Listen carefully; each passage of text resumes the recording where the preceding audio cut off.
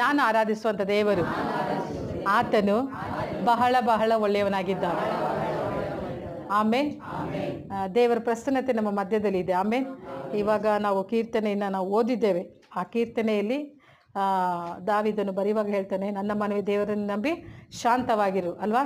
ಆತನನ್ನು ನಂಬಿ ನಾವು ಶಾಂತವಾಗಿರುವಾಗ ಕರ್ತನಾದ ದೇವರು ನಮ್ಮ ಎಲ್ಲ ಕಾರ್ಯಗಳನ್ನು ಆತನೇನು ಮಾಡ್ತಾನಂತೆ ಮಾಡಿ ಮುಗಿಸುವ ಆತನಾಗಿದ್ದಾನೆ. ಆಮೇಲೆ ಇವತ್ತು ನಾವು ನಂಬಿ ಬಂದಿರುವಂಥದ್ದು ಯಾರನ್ನು ಅಂತಂದರೆ ಮನುಷ್ಯರನ್ನು ನಂಬಿ ಬಂದಿಲ್ಲ.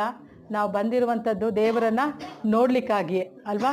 ಆತನನ್ನು ನೋಡಲಿಕ್ಕಾಗಿ ಬಂದವರ ಮುಖಗಳು, ದೇವರ ವಾಕ್ಯ ಹೇಳುತ್ತೆ, ಆತನನ್ನೇ ದೃಷ್ಟಿಸಿ ನೋಡಿದಂಥ ಮುಖಗಳು ಅದು ಲಜ್ಜೆಗೆಟ್ಟು ಹೋಗುವುದಿಲ್ಲ, ಅದು ಯಾವಾಗಲೂ ಪ್ರಕಾಶಮಾನವಾಗೇ ಇರುವಂಥದ್ದಾಗಿರುತ್ತೆ. ಆಮೇಲೆ ಹಾಗಾದರೆ ನಮ್ಮ ಮುಖಗಳು ಆತನನ್ನು ನೋಡುವಾಗ ಯಾವಾಗಲೂ ಪ್ರಕಾಶಮಾನವಾಗಿಯೇ ಇರುವಂಥದ್ದಾಗಿರುತ್ತೆ. ಹಲ್ಲೆಲೂಯಾ. ದೇವರ ಒಂದು ಮಹಿಮೆ ನಿಮ್ಮ ಮುಖಗಳಲ್ಲಿ ತುಂಬಿಸುವ ಆತನಾಗಿದ್ದಾನೆ. ಆಮೇಲೆ ಯಾಕೋಬನ ಕುರಿತಾಗಿ ಅಲ್ವಾ, ಯಾಕೋಬನ ಏನು ಮಾಡ್ದ, ತನ್ನ ತಂದೆ ತಾಯಿಯನ್ನು, ತನ್ನ ಇಡೀ ಕುಟುಂಬವನ್ನು ಅಲ್ವಾ ಬಿಟ್ಟು ಅವನೇನು ಮಾಡ್ತಿದ್ದಾನೆ, ಎಲ್ಲ ಆಸ್ತಿನ ತೊಗೊಂಡು ಬರ್ತಾ ಇದ್ದಾನೆ. ರೋಡಲ್ಲಿ ಹೇಗೆ ಬರ್ತಿದ್ದಾನೆ ಅವನು, ಏನಿಲ್ಲದವನಾಗಿ ಬರ್ತಾ ಇದ್ದಾನೆ. ಹಾಗಾದರೆ ಭವಿಷ್ಯತ್ತಿನ ಒಂದು ಭಯದಲ್ಲಿ ಅವನು ಬರ್ತಾ ಇದ್ದಾನೆ. ಮುಂದೆ ಭವಿಷ್ಯ ಹೇಗಿರುತ್ತೋ ಎಂಬಂಥ ಒಂದು ಭಯದಲ್ಲಿ ಬಂದಂಥ ಯಾಕೋಬನಿಗೆ ಕರ್ತನು ದರ್ಶನವನ್ನು ಕೊಡ್ತಾ ಇದ್ದಾನೆ. ಆಮೇಲೆ ಹಾಗಾದರೆ ಅದೇ ಭವಿಷ್ಯತ್ತಿನ ಭಯದಲ್ಲಿ ಇರುವಂಥ ನಿಮಗೆ, ಚಿಂತಿಸ್ತಿರುವಂಥ ನಿಮಗೆ, ನಮ್ಮ ಮಕ್ಕಳ ಒಂದು ಭವಿಷ್ಯತ್ತು ಹೇಗೆ ಇರುತ್ತೋ, ಇಲ್ಲ ನನ್ನ ಭವಿಷ್ಯತ್ತು ಹೇಗೆ ಇರುತ್ತೋ, ಇಲ್ಲ ನಾವು ಉದ್ಧಾರ ಆಗ್ತೀವೋ ಇಲ್ವೋ ಎಂಬಂಥ ಒಂದು ಏನಂತಂದರೆ ಒಂದು ಆಲೋಚನೆಗಳಲ್ಲಿ ಇರುವಂಥ ನಮ್ಮನ್ನು ನೋಡಿ ಕರ್ತನು ಹೇಳ್ತಾನೆ, ನೀನು ಯಾವಾಗ ಆಲೋಚನೆ ಮಾಡ್ತಾ, ನೀನು ಚಿಂತಿಸ್ತಾ, ನಿನ್ನ ಮಕ್ಕಳ ಭವಿಷ್ಯತ್ತಿನ ಕುರಿತಾಗಿ ನೀನು ಯಾವಾಗ ದೀರ್ಘವಾಗಿ ನೀನು ಚಿಂತಿಸ್ತಾ ಇರ್ತೀಯೋ, ಆಗ ನಾನು ಯಾಕೋಬನಿಗೆ ಏಣಿ ಹಾಕಿದ ಹಾಗೆ ನಿನಗೂ ಒಂದು ಏಣಿಯನ್ನು ಹಾಕ್ತೇನೆ. ಆ ಏಣಿ ಯಾವುದು ಅಂತಂದರೆ ಕರ್ತನಾದ ಯೇಸು ಕ್ರಿಸ್ತನಾಗಿದ್ದಾನೆ. ಆಮೇಲೆ ನೀನು ಚಿಂತೆ ಮಾಡುವಾಗಲ್ಲ ನಿನ್ನ ಪಕ್ಕದಲ್ಲಿ ಒಂದು ಏಣಿ ಇದೆ ಎಂಬುದನ್ನು ನೀನು ಮರೆತು ಹೋಗಬಾರ್ದು. ಯಾಕಂತಂದರೆ ನೀನು ಕೆಳಗೆ ಇರುವುದಕ್ಕಾಗಿ ಕರೆಯಲ್ಪಟ್ಟಿಲ್ಲ, ನೀನು ಉನ್ನತದಲ್ಲಿ ಇರುವುದಕ್ಕಾಗಿ ನೀನು ಕರೆಯಲ್ಪಟ್ಟಿದ್ದೀಯ. ಹಲ್ಲೆಲೂಯಾ. ಯಾವಾಗಲೂ ನಮ್ಮ ದೇವರು ಏನಂತಂದರೆ ಚಿಂತಿಸೋದಕ್ಕಾಗಿ ನಮ್ಮನ್ನು ಬಿಡೋದಿಲ್ಲ. ಆಮೇಲೆ ಏನಂತಂದರೆ ಮುಂದೆ ನಮ್ಮ ಭವಿಷ್ಯತ್ತು ಏನಂತಂದರೆ ತುಂಬ ಇದೆ ಅಲ್ವಾ, ನಾವು ಮಾಡಬೇಕಾದಂಥ ಕಾರ್ಯ ತುಂಬ ಇದೆ. ಈಗ ನಾವು ಅರ್ಧದಲ್ಲೇ ಇದ್ದೇವೆ, ಇನ್ನೂ ಏನಂತಂದರೆ ಪೂರ್ತಿ ಯಾವ ಕೆಲಸವನ್ನು ನಾವು ಇನ್ನೂ ಮಾಡಿಲ್ಲ. ಮುಂದೆ ಆಗಬೇಕಾದಂಥ ಕಾರ್ಯಗಳು ಅನೇಕ ಇದೆ. ಆದರೆ ಅದರ ಮಧ್ಯದಲ್ಲಿ ಏನಿದೆ ಅಂತಂದರೆ ನಮಗೆ ಯಾವ ಒಂದು ಏನಂತಂದರೆ ನಿರೀಕ್ಷೆ ಇಲ್ಲ, ಆದಾಯ ಇಲ್ಲ, ಹೋಗಲಿ ಮುಂದಿನ ಒಂದು ಭವಿಷ್ಯತ್ತನ್ನು ಕಟ್ಟಲಿಕ್ಕೆ ಸಹ ನಮ್ಮಲ್ಲಿ ಯಾವ ಆಸ್ತಿ ಇಲ್ಲ.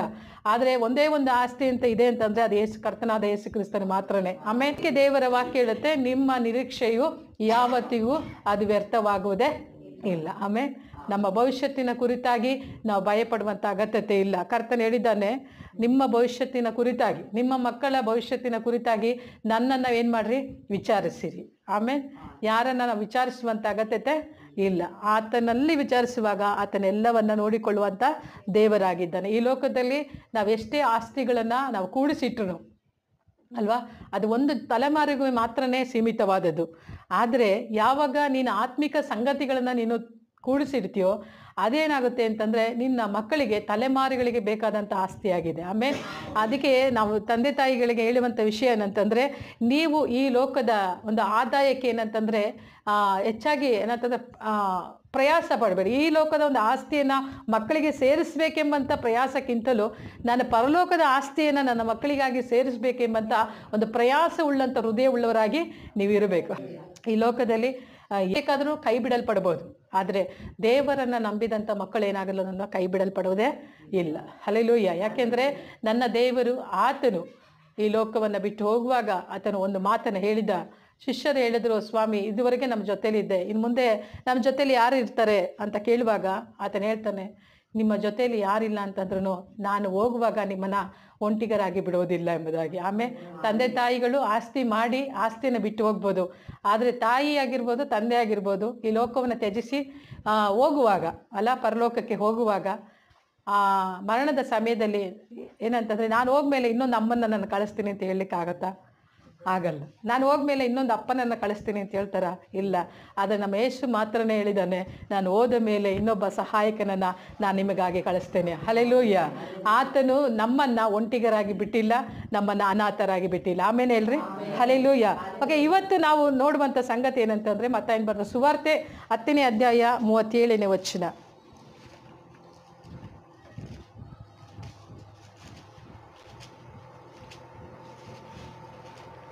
ಓದ್ತೀರಾ? ಮತ್ತಾಯನ ಬರೆದ ಸುವಾರ್ತೆ 10:37.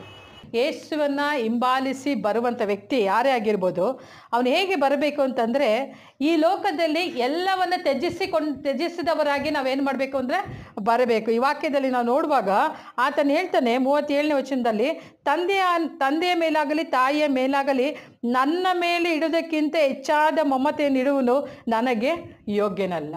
ಆಮೇಲೆ ನಾವು ಯಾರು ಅಂತಂದರೆ ದೇವರನ್ನು ಪ್ರೀತಿಸುವಂಥ ವ್ಯಕ್ತಿಗಳಾಗಿದ್ದೇವೆ. ಆಮೇಲೆ ಯಾಕಂದರೆ ನಮ್ಮ ದೇವರು ಆತನು ಪ್ರೀತಿ ಸ್ವರೂಪನಾಗಿದ್ದಾನೆ. ದೇವರ ವಾಕ್ಯ ಹೇಳುತ್ತೆ, ದೇವರು ನಮ್ಮನ್ನು ಅಧಿಕವಾಗಿ ಪ್ರೀತಿ ಮಾಡಿ ತನ್ನ ಒಬ್ಬನೇ ಮಗನನ್ನು ಏನು ಮಾಡಿದ್ದಾನಂತ ಈ ಲೋಕಕ್ಕೆ ಕಳಿಸಿಕೊಟ್ಟು. ಹೇಗೆ ಪ್ರೀತಿಸಬೇಕು ಅಂತಂದರೆ ಪೂರ್ಣ ಮನಸ್ಸಿನಿಂದ ಆತನನ್ನು ಪ್ರೀತಿಸಬೇಕು. ಆಮೇಲೆ ಹೇಳ್ರಿ, ಹಾಗಾದರೆ ಆತನ ಪ್ರೀತಿಸುವಾಗ ಅಲ್ಪ ಸ್ವಲ್ಪವಾಗಿ ಪ್ರೀತಿ ಮಾಡೋದಲ್ಲ. ಕರ್ತನ ಈ ವಾಕ್ಯದ ಮುಖಾಂತರವಾಗಿ ಹೇಳ್ತಿರೋದೇನಂತಂದರೆ, ನೀನು ಪ್ರೀತಿ ಮಾಡೋದಾದರೆ, ನನ್ನನ್ನು ನೀನು ಪ್ರೀತಿ ಮಾಡ್ತೀನಿ ಅಂತಂದರೆ ನಿನ್ನ ಮಗನಿಗಿಂತಲೂ ನನ್ನನ್ನು ಅಧಿಕವಾಗಿ ಪ್ರೀತಿ ಮಾಡಬೇಕು, ನಿನ್ನ ಮಗಳಿಗಿಂತಲೂ ನನ್ನನ್ನು ಅಧಿಕವಾಗಿ ಪ್ರೀತಿ ಮಾಡಬೇಕು. ಹಲ್ಲೆಲೂಯಾ. ನಮ್ಮ ದೇವರು ಆತನು ನಿಮ್ಮ ಪ್ರೀತಿಯನ್ನು ಆತನು ಬಯಸುವ ಆತನಾಗಿದ್ದಾನೆ. ದೇವರು ಏನು ಹೇಳ್ತಿದ್ದಾನೆ ಅಂತಂದರೆ, ನೀನು ನಿನ್ನ ಮಕ್ಕಳಿಗಿಂತಲೂ ನನ್ನ ಮೇಲೆ ಅಧಿಕವಾದಂಥ ಪ್ರೀತಿಯನ್ನು ಇಡಬೇಕು. ಹಾಗಾದರೆ ಪ್ರೀತಿ ಹೇಗೆ ಮಾಡ್ತೀರಾ ದೇವರನ್ನು ಅಂತಂದಾಗ, ಅಧಿಕವಾದಂಥ ಪ್ರೀತಿ ಮಾಡಬೇಕು ಅಂತಂದರೆ ಅದಕ್ಕೆ ಮಾರ್ಗ ಅಂತಂದರೆ ಆರಾಧನೆ. ಆಮೇಲೆ ಹೇಳ್ರಿ, ಆರಾಧನೆಯಲ್ಲಿ ಮಾತ್ರನೇ ನನಗಿಷ್ಟ ಬಂದ ಹಾಗೆ ನಾನು ದೇವರನ್ನು ಏನು ಮಾಡ್ಬೋದು ಅಂತಂದರೆ, ಏನಂತಂದರೆ ಆತನ ಸ್ತುತಿಸ್ಬೋದು, ಆತನನ್ನು ಮುದ್ದಾಡ್ಬೋದು, ಆತನನ್ನು ಮಹಿಮೆ ಪಡಿಸ್ಬೋದು, ಆತನನ್ನು ಹೊಗಳ್ಬೋದು. ಏನು ಬೇಕಾದ್ರೂ ಆರಾಧನೆಯ ಭಾಗದಲ್ಲಿ ನಾವು ಮಾಡಲಿಕ್ಕೆ ಸಾಧ್ಯ. ಅದಕ್ಕೆ ದೇವರು ಹೇಳ್ತಾನೆ, ನಿನ್ನ ಆಲೋಚನೆಗಳಲ್ಲಿಯೂ ಸಹ ನಿನ್ನ ಮಗನ ಮೇಲಾಗಲಿ ಮಗಳ ಮೇಲಾಗಲಿ ನೀನು ಅಧಿಕ ಪ್ರೀತಿಯನ್ನು ಇಡಬಾರ್ದು. ಹಲ್ಲೆಲೂಯಾ. ನೀನು ಪ್ರೀತಿಸುವುದಾದರೆ ನನ್ನನ್ನೇ ಪ್ರೀತಿಸಬೇಕು. ನಮ್ಮ ದೇವರು ಭಾಳ ಸ್ವಾರ್ಥಿ ಅಂತ ಅನಿಸುತ್ತೆ. ಯಾಕೆಂತಂದರೆ ಆತನಿಗೆ ನೀವು ಏನಾಗಂದರೆ ಮೀಸಲಾಗಿರಬೇಕು. ನಿಮ್ಮ ಪ್ರೀತಿನ ಯಾರಿಗೆ ಅಂತಂದರೆ ಅವರಿಗೆ ಕೊಡಬೇಕು. ಆ ರೀತಿಯಾಗಿ ಆತನು ಬಯಸುವ ಆತನಾಗಿದ್ದಾನೆ. ಯಾಕೆ ಅಂತಂದಾಗ ದೇವರ ವಾಕ್ಯದಲ್ಲಿ ನಾವು ನೋಡುವಾಗ ನಾವು ಆತನಿಗೆ ಏನಾಗಿದ್ದೇವೆ ಅಂತಂದರೆ, ಹಳೆ ಒಡಂಬಡಿಕೆ ಕಾಲದಲ್ಲಿ ಸ್ವಕೀಯ ಪ್ರಜೆಗಳಾಗಿದ್ದೇವೆ. ಆದರೆ ಹೊಸ ಒಡಂಬಡಿಕೆಗೆ ಬರುವಾಗ ನಾನು ಮೊದಲಿಗೀತೆ ಆಗಿದ್ದೇನೆ. ಆಮೇಲೆ ಹೇಳ್ರಿ, ಹಾಗಾದರೆ ಪ್ರಜೆಗೂ ಮೊದಲಿಗೀತೆಗೂ ಭಾಳ ಸಂಬಂಧ ಇದೆ ಅಲ್ವಾ? ಪ್ರಜೆ ಭಾಳ ಹತ್ತಿರದ ಸಂಬಂಧ ಇರುತ್ತೆ. ಹಾಗಾದರೆ ಹಳೆ ಒಡಂಬಡಿಕೆಯಲ್ಲಿ ದೇವರು ನಮ್ಮನ್ನು ನೋಡುವಾಗ ಒಂದು ಪ್ರಜೆಯಾಗಿ ನೋಡ್ತಾ ಇದ್ದ. ಅಂದರೆ ಏನೋ ಒಂದು ದೂರದಲ್ಲಿರುವಂಥ ಒಂದು ವ್ಯಕ್ತಿ, ಅವನಿಗೆ ಆಶೀರ್ವಾದ ಮಾಡಬೇಕು, ಅವನಿಗೆ ಏನು ಬೇಕಾಗಿದೆಯೋ ಅದು ನೋಡಬೇಕು, ಯೋಗಕ್ಷೇಮ ವಿಚಾರಿಸ್ಬೇಕು, ಅಷ್ಟೇ ದೂರದಿಂದ ನೋಡಿ. ಆದರೆ ಹೊಸ ಒಡಂಬಡಿಕೆಗೆ ಬರುವಾಗ ನಾವು ಆತನಿಗೆ ಸಮೀಪಸ್ಥರಾಗಿಬಿಟ್ವಿ, ಆತನಿಗೆ ಹತ್ತಿರದ ಸಂಬಂಧಿ ಆಗಿದ್ಬಿಟ್ವಿ. ಈಗ ಆತನಿಗೆ ನಾವು ಮೊದಲಿಗಿತ್ತಿ ಆಗಿದ್ದೇವೆ. ಹಲ್ಲೆಲೂಯಾ. ನಾವು ಅಧಿಕವಾಗಿ ಆತನನ್ನು ಪ್ರೀತಿ ಮಾಡಬೇಕು. ಯಾಕೆ ಅಂತಂದರೆ ನಾವು ಆತನ ಮೊದಲಿಗಿತ್ತಿ ಆಗಿರೋದ್ರಿಂದ. ಅದಕ್ಕೆ ಆತನ ವೈರಾಗ್ಯ ಉಳ್ಳವನಾಗಿ ಕೇಳ್ತಾ ಇದ್ದಾನೆ, ನೀನು ನನ್ನನ್ನು ಅಧಿಕವಾಗಿ ಪ್ರೀತಿ ಮಾಡಬೇಕು. ಹಲ್ಲೆಲೂಯಾ. ಯಾಕಂದರೆ ನಮ್ಮ ಯಜಮಾನನು ಯಾರು? ಕರ್ತನಾದ ಯೇಸು ಕ್ರಿಸ್ತನು. ಆತನೇ ಮೊದಲಿಂಗನು ಅಲ್ವಾ? ಈ ಲೋಕವನ್ನು ಬಿಟ್ಟು ನಾವು ಪರಲೋಕಕ್ಕೆ ಹೋದಾಗ ನಮಗೆ ಒಂದು ವಿವಾಹ ನಡೀಲಿಕ್ಕಿದೆ. ಯಾರೊಟ್ಟಿಗೆ ವಿವಾಹ? ಯೇಸುವಿನೊಟ್ಟಿಗೆ ಅಲ್ಲ, ನಾವೇ ಮೊದಲಿಗಿತ್ತಿ ಅಲ್ವಾ? ಪರಲೋಕದಲ್ಲಿ ಒಂದು ವಿವಾಹ ನಡೀಲಿಕ್ಕಿದೆ.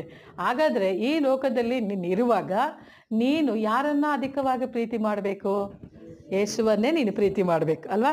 ಈಗ ಮದುವೆ ಆದವ್ರನ್ನ ನಾವು ತೆಗೆದುಕೊಳ್ಳೋಣ. ಮದುವೆ ಆದವರು ಬಂದು ಗಂಡನನ್ನು ಪ್ರೀತಿ ಮಾಡ್ದಲೆ ಬೇರೆ ಯಾರನ್ನಾದರೂ ಪ್ರೀತಿ ಮಾಡ್ತಾ ಇದ್ದರೆ ಗಂಡ ಒಪ್ತಾನ? ಗಂಡನನ್ನು ಪ್ರೀತಿ ಮಾಡ್ದಲೆ ಬೇರೆ ಯಾರನ್ನಾದರೂ ಅಧಿಕವಾಗಿ ಪ್ರೀತಿ ಮಾಡಿದ್ರೆ ಅವ್ರು ಒಪ್ಪೋದಿಲ್ಲ. ಯಾಕೆ ಒಪ್ಪೋದಿಲ್ಲ? ಆ ಪ್ರೀತಿ ಯಾರಿಗೆ ಸೀಮಿತವಾಗಿರಬೇಕು? ಯಾರಿಗೆ? ಗಂಡನಿಗೆ ಸೀಮಿತವಾಗಿರಬೇಕು ಅಲ್ವಾ? ಸಾಯಿವರೆಗೂ ಏನಂತಂದರೆ ನೀವು ಕೊಡಬೇಕಾದಂಥ ಪ್ರೀತಿ, ಅಧಿಕ ಪ್ರೀತಿ ಯಾರಿಗೆ? ಗಂಡನಿಗೆ. ಅದು ಬಿಟ್ಟು ನೀವು ಬೇರೆ ಯಾರಿಗೂ ತೋರಿಸ್ಲಿಕ್ಕಾಗಲ್ಲ, ತೋರಿಸಿದ್ರೆ ನಡೆಯಲ್ಲ ಅಲ್ಲಿ ಅಲ್ವಾ? ಅದೇ ಪ್ರಕಾರವಾಗಿ ದೇವರು ಕೇಳ್ತಿರೋದು, ನೀನು ನನ್ನ ಮೊದಲಿಗಿತ್ತಿ, ನೀನು ಪ್ರೀತಿ ನನಗೆ ಏನಾಗಿರಬೇಕು ಅಂತಂದರೆ ಹೆಚ್ಚಾಗೇ ಇರಬೇಕು. ದೇವರು ಹೇಳುವಂಥದ್ದು, ಈಕೆಗೆ ಗಂಡನ ಮೇಲೆ ಅಧಿಕವಾದಂಥ ಪ್ರೀತಿ ಇರೋದ್ರಿಂದ ಅಂತ ಹೇಳ್ತಾನೆ ಅಲ್ವಾ? ಹಾಗಾದರೆ ಅಧಿಕವಾದಂಥ ಪ್ರೀತಿ ಯಾರ ಮೇಲೆ ಇಟ್ಟಿರ್ತಾಳೆ? ಈ ಲೋಕದಲ್ಲಿ ಹೆಂಡತಿ ಆದವಳು ಅಧಿಕ ಪ್ರೀತಿ ಯಾರ ಮೇಲೆ ಇರ್ತಾಳೆ? ಗಂಡನ ಮೇಲೆ ಅಲ್ವಾ? ಮಕ್ಕಳ ಮೇಲೆ ಇರುತ್ತೆ, ಆದರೆ ಅಧಿಕ ಪ್ರೀತಿ ಗಂಡನ ಮೇಲೆ ಇಟ್ಟಿರ್ತಾಳೆ. ಅದಕ್ಕೆ ದೇವರು ಹೇಳ್ತಾನೆ, ಆ ಪ್ರೀತಿಯನ್ನೇ ನಾನಿವತ್ತು ನಿನ್ನ ಹತ್ರ ನನಗೆ ಕೊಡು ಅಂತ ಕೇಳ್ತಾ ಇದ್ದೇನೆ. ಹಲ್ಲೆಲೂಯಾ. ಅದನ್ನು ನಾನು ಎಕ್ಸ್ಪೆಕ್ಟ್ ಮಾಡ್ತಾ ಇದ್ದೇನೆ. ಅಂಥ ಒಂದು ಪ್ರೀತಿ ನನಗೆ ಬೇಕು. ನೀನು ಎಷ್ಟು ನಂಬಿಗಸ್ತಳಾಗಿ ನಿನ್ನ ಗಂಡನಿಗೆ ನೀನು ಇದೆಯೋ ಅದೇ ನಂಬಿಗಸ್ತಳಾಗಿ ಇವತ್ತು ನನ್ನೊಟ್ಟಿಗೆ ಇದ್ದು ನನ್ನ ಜೊತೆಯಲ್ಲೇ ನೀನೇನು ಮಾಡಬೇಕು ಅಂದರೆ ಇರಬೇಕು, ನನ್ನೊಂದಿಗೆ ಮಾತನಾಡಬೇಕು, ನನ್ನ ಯೋಗಕ್ಷೇಮವನ್ನು ನೀನೇನು ಮಾಡಬೇಕು, ವಿಚಾರಿಸ್ಬೇಕು. ಇವತ್ತು ನನಗೇನು ಅಗತ್ಯತೆ ಇದೆಯೋ, ಅಂದರೆ ಇವತ್ತು ದೇವರು ಪ್ರತಿ ಭಾಗದಲ್ಲಿಯೂ ನಮ್ಮೊಟ್ಟಿಗೆ ಯಾವುದೋ ಒಂದು ಪರಲೋಕದ ಕಾರ್ಯಗಳನ್ನು ಈ ಲೋಕದಲ್ಲಿ ನೆರವೇರಿಸಬೇಕೆಂಬುದಾಗಿರ್ತಾನೆ. ಅದನ್ನು ನೆರವೇರಿಸಲಿಕ್ಕೋಸ್ಕರವಾಗಿ ನಮ್ಮನ್ನು ಆತನು ಏನು ಮಾಡಿದ್ದಾನೆ, ಆರಿಸಿಕೊಂಡಿದ್ದಾನೆ. ನಮ್ಮನ್ನು ಆತನು ಕೇಳ್ತಾ ಇದ್ದಾನೆ, ನೀನು ನನ್ನನ್ನು ಅಧಿಕವಾಗಿ ಪ್ರೀತಿ ಮಾಡಲಿಕ್ಕೆ ಸಿದ್ಧವಾಗಿದೆಯಾ? ಹಲ್ಲೆಲೂಯಾ. ತಂದೆಯನ್ನಾಗಲಿ ತಾಯಿಯ ಮೇಲಾಗಲಿ ಹೆಚ್ಚಾಗಿ ಮಮತೆಯನ್ನು ಇಡ್ತಾನೋ ಅವನು ನನಗೆ ಯೋಗ್ಯನೋ ಅಲ್ಲ. ತಂದೆ ತಾಯಿಯನ್ನು ಸಹ ನಾವೇನು ಮಾಡಬಾರ್ದು, ಅಧಿಕವಾಗಿ ಪ್ರೀತಿ ಮಾಡಬಾರ್ದು. ಪ್ರೀತಿ ಎಲ್ಲ ಯಾರಿಗೆ ಮಾಡಬೇಕು ಅಂತಂದರೆ ಯೇಸುವಿಗೆ ನಾವು ಮಾಡುವಂಥವರಾಗಿರ್ಬೇಕು. ಯಾರು ಅಧಿಕವಾಗಿ ಪ್ರೀತಿ ಮಾಡ್ತಾರೋ ಅವರೊಟ್ಟಿಗೆ ಕರ್ತನ ಏನು ಮಾಡ್ತಾನೆ, ತನ್ನ ಒಡಂಬಡಿಕೆಯನ್ನು ಸ್ಥಾಪಿಸುವಾತನಾಗಿದ್ದಾನೆ. ಆಮೇಲೆ ತನ್ನ ವಾಗ್ದಾನವನ್ನು ಏನು ಮಾಡ್ತಾನೆ ಅಂದರೆ ನೆರವೇರಿಸುವಾತನಾಗಿದ್ದಾನೆ. ಅಬ್ರಾಮನು ಒಂದು ಮಾತನ್ನು ಹೇಳಲಿಲ್ಲ, ದೇವರ ಬಳಿಯಲ್ಲಿ ಏನು ಮಾತನಾಡಲೇ ಇಲ್ಲ. ದೇವರೇ ನಾನು ಕೇಳಿದ್ ನಾನು ನಿನಗೆ ಮಗು ಕೊಡು ಅಂತ, ಯಾಕೆ ಕೊಟ್ಟೆ, ಕೇಳ್ತಾ ಇದೆಯಲ್ಲ ನೀನು ಸರಿನಾ ಅಂತಲೂ ಕೇಳಲಿಲ್ಲ. ಅವನಿಗೆ ಗೊತ್ತು ಅಲ್ವಾ, ಅವನಿಗೆ ಏನಂತಂದರೆ ಅವನು ಆರಾಧಿಸುವಂಥ ದೇವರು ಎಂಥವನು ಎಂಬುದಾಗಿ ಗೊತ್ತು. ನನ್ನ ದೇವರಿಗಿಂತ ಹೆಚ್ಚಿನದು ಏನೂ ಇಲ್ಲ ಎಂಬುದಾಗಿ ಅವನು ಕೊಟ್ಟುಬಿಟ್ಟ. ಹಲ್ಲೆಲೂಯಾ. ಹಾಗಾದರೆ ಅವನು ಏನು ಅಂತಂದರೆ ಅಧಿಕವಾಗಿ ದೇವರನ್ನು ಪ್ರೀತಿ ಮಾಡಿದಂಥ ವ್ಯಕ್ತಿ. ಹಾಗಾದರೆ ನಾವು ಅಬ್ರಾಮನ ಹಾಗೆ ಅಲ್ವಾ, ಅಧಿಕವಾದಂಥ ಪ್ರೀತಿಯನ್ನು ನಾವು ಕರ್ತನಿಗೆ ಕೊಡುವಂಥವರಾಗಿ ಇರಬೇಕು. ಇವತ್ತು ಕರ್ತನು ನಮ್ಮಿಂದ ಎದುರು ನೋಡ್ತಿರುವಂಥದ್ದು ಅಧಿಕವಾದಂಥ ಪ್ರೀತಿಯನ್ನು ಎದುರು ನೋಡ್ತಾ ಇದ್ದಾನೆ. ಪೌಲ ಶೀಲ ಅವರಿಬ್ಬರು ಏನು ಮಾಡಿದ್ದಾರೆ, ಸೆರೆಮನೆಯಲ್ಲೇ ಹಾಕಿದ್ದಾರೆ ಅಲ್ವಾ. ಪೌಲ ಶೀಲ ಪರಿಸ್ಥಿತಿಗಳು ಹೇಗಿತ್ತು, ಕಠಿಣವಾಗಿತ್ತು ಅಲ್ವಾ. ಆದರೆ ಅವ್ರು ಏನು ಮಾಡ್ತಿದ್ದಾರೆ, ಸಂತೋಷವಾಗಿ ಆಡ್ತಾ ಇದ್ದಾರೆ. ಆ ಪರಿಸ್ಥಿತಿಗಳಲ್ಲಿ ದೇವರೇ ನಾವು ನಿನ್ನನ್ನು ನಂಬಿ ಬಂದಿದ್ದೇವೆ, ಇಷ್ಟೊಂದು ಕಷ್ಟ ನಾನು ಕೊಟ್ಬಿಟ್ಟಲ್ಲ, ಇಷ್ಟು ಕಣ್ಣೀರಲ್ಲಿ ಇದೀವಲ್ಲ, ಸಾಲದಿದ್ದಕ್ಕೆ ಏನಂತಂದರೆ ನಮ್ಮನ್ನು ಬಂಧಿಸಿ ಏನು ಮಾಡಿದ್ದಾರೆ, ಈ ಸೆರೆಮನೆಯಲ್ಲಿ ಹಾಕಿಬಿಟ್ಟಿದ್ದಾರೆ. ಆ ರೀತಿಗೆಲ್ಲ ಅವ್ರು ಏನು ಮಾಡಲಿಲ್ಲ ಅಂದರೆ ಮಾತನಾಡಲಿಲ್ಲ. ಹಲ್ಲೆಲೂಯಾ. ನಮಗೆ ಏನಾದರೂ ಸ್ವಲ್ಪ ಸಮಸ್ಯೆಗಳು ಬಂದರೆ ನಾವೆಲ್ಲ ಮಾತನಾಡಿಬಿಡ್ತೀವಿ ಅಲ್ವಾ. ದೇವರು ಇದ್ದಾನೆ, ನಮ್ಮ ಮುಂದೆ ಇದ್ದಾನೆ, ನಮ್ಮ ಜೊತೆಯಲ್ಲಿದ್ದಾನೆ ಅನ್ನೋದನ್ನು ನಾವು ಮರೆತು ಬಿಡ್ತೀವಿ, ಎಲ್ಲ ಮಾತನಾಡಲಿಕ್ಕೆ ಆರಂಭಿಸ್ತಾ ಇರ್ತೀವಿ. ಆದರೆ ಪೌಲ ಶೀಲ ಏನು ಮಾಡಿದ್ರು ಅಂದರೆ ತಮ್ಮ ಪರಿಸ್ಥಿತಿಗಳು ಅವರ ಹೃದಯದೊಳಗೆ ಅವರ ಮನಸ್ಸಿನೊಳಗೆ ಬಾರದ ಹಾಗೆ ಅವರು ಕರ್ತನನ್ನು ಅಧಿಕವಾಗಿ ಆರಾಧಿಸಿದರು, ಅಧಿಕವಾಗಿ ಪ್ರೀತಿ ಮಾಡಿದರು. ಹಲ್ಲೆಲೂಯಾ. ಯಾವ ವ್ಯಕ್ತಿ ಅಧಿಕವಾಗಿ ಪ್ರೀತಿ ಮಾಡ್ತಾನೋ ಆ ವ್ಯಕ್ತಿಯಿಂದ ಮಾತ್ರನೇ ಸೆರೆಮನೆಯ ಅವಸ್ಥೆಯಿಂದ ಹೊರಗೆ ಬರಲಿಕ್ಕೆ ಸಾಧ್ಯ. ಇಲ್ಲ ಅಂತಂದರೆ ನಾವೇನಾಗಿರ್ತೀವಿ ಅಂತಂದರೆ ಅದೇ ಚಿಂತೆಯಲ್ಲೇ ನಾವೊಂದು ಏನಾಗಿರ್ತೇವೆ, ಕಟ್ಟಲ್ಪಟ್ಟವರಾಗಿ ನಾವು ಇರ್ತೇವೆ. ಅದೇ ಕಣ್ಣೀರು, ಅದೇ ಚಿಂತೆ, ಅದೇ ಬಾಧೆ ಒಳಗೆ ಏನಾಗ್ತೇವೆ, ಕಟ್ಟಲ್ಪಟ್ಟಿರ್ತೇವೆ. ಕೆಲವರು ನೋಡ್ರಿ, ಎಷ್ಟು ಏನೋ ಸಮಸ್ಯೆ ಬಂದರೆ ಬೇಗ ಅವ್ರು ಹೊರಗೆ ಬರಲಿಕ್ಕೆ ಆಗೋದೇ ಇಲ್ಲ. ಅವ್ರಿಗೆ ಹೊರಗೆ ಬರಲಿಕ್ಕೆ ಅಂದರೆ ಫ್ರೀಯಾಗಿ ಬೇಗ ಹೊರಗೆ ಬರಲಿಕ್ಕೆ ಆಗಲ್ಲ. ಈಗ ದೊಡ್ಡ ಸಮಸ್ಯೆ ಬಂದು ಅವ್ರು ಮುಂದೆ ನಿಂತರೂ ಅದನ್ನು ಅವ್ರು ಕೇರ್ ಮಾಡಲ್ಲ. ಯಾಕೆ ಅಂತಂದರೆ ಅವ್ರು ದೇವರನ್ನು ಅಧಿಕವಾಗಿ ಪ್ರೀತಿ ಮಾಡೋರು. ದೇವರನ್ನು ಯಾವ ವ್ಯಕ್ತಿ ಅಧಿಕವಾಗಿ ಪ್ರೀತಿ ಮಾಡ್ತಾನೋ ಅವನು ಸಮಸ್ಯೆನ ನೋಡುವಾಗ ಹೇಗೆ ನೋಡ್ತಾನೆ ಅಂತಂದರೆ ಮೇಣದ ರೀತಿಯಲ್ಲಿ ನೋಡ್ತಾನೆ. ಅವನು ಮಂಜಿನ ಹಾಗೆ ನೋಡ್ತಾನೆ. ಮಂಜು ತುಂಬ ಹೊತ್ತು ಇರುತ್ತಾ? ಇಲ್ಲ, ಅದು ಪ್ರಕಾಶಕ್ಕೆ ಏನಾಗುತ್ತೆ, ಕರಗಿ ಹೋಗ್ತಲೇ ಇರುತ್ತೆ. ಅದೇ ಪ್ರಕಾರನೇ ನಿಮ್ಮ ಒಳಗೆ ಮಹಿಮೆ ನಂಬಿಕೆ ಆದಂಥ ಯೇಸು ಪ್ರಕಾಶಿಸ್ತಲೇ ಇದ್ದಾನೆ. ಹಾಗಾದರೆ ಸಮಸ್ಯೆಗಳು ಏನಾಗುತ್ತೆ ಅಂತಂದರೆ ನಿಮ್ಮ ಮುಂದೆ ಅದು ಕರಗಿ ಹೋಗ್ತಾ ಇರುತ್ತೆ, ನೀವು ಮಾತ್ರ ಪ್ರಕಾಶಿಸ್ತಲೇ ಇರ್ತೀರ. ಹಲ್ಲೆಲೂಯಾ. ನೀವು ಪ್ರಕಾಶಿಸ್ತಾ ಇರ್ತೀರ. ಯಾಕೆಂದರೆ ನೀವು ಯೇಸುವನ್ನು ಅಧಿಕವಾಗಿ ಪ್ರೀತಿ ಮಾಡುವಂಥ ವ್ಯಕ್ತಿ ಆಗಿದ್ದೀರ. ಯಾರು ಯೇಸುವನ್ನು ಅಧಿಕವಾಗಿ ಪ್ರೀತಿ ಮಾಡ್ತಾನೋ ಅವನು ಸಮಸ್ಯೆನ ನೋಡೋದಿಲ್ಲ, ಸಮಸ್ಯೆನಲ್ಲಿಯೂ ಸಹ ಕರ್ತನನ್ನು ಆರಾಧಿಸುವಂಥವರಾಗಿರ್ತಾರೆ. ಹಲ್ಲೆಲೂಯಾ. ಪೌಲ ಶೀಲ ತಮ್ಮ ಪರಿಸ್ಥಿತಿಗಳು ಹೇಗೆ ಇದ್ದರು ಅವರು ಕರ್ತನನ್ನು ಸ್ತುತಿಸ್ತಾ ಇದ್ದರು.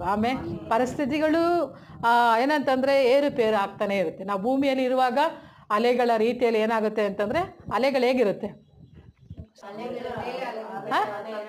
ಅಲೆಗಳ ಮೇಲೆ ಅಲೆ ಬರ್ತಲೇ ಇರುತ್ತೆ ಅಲ್ವಾ. ಆದರೆ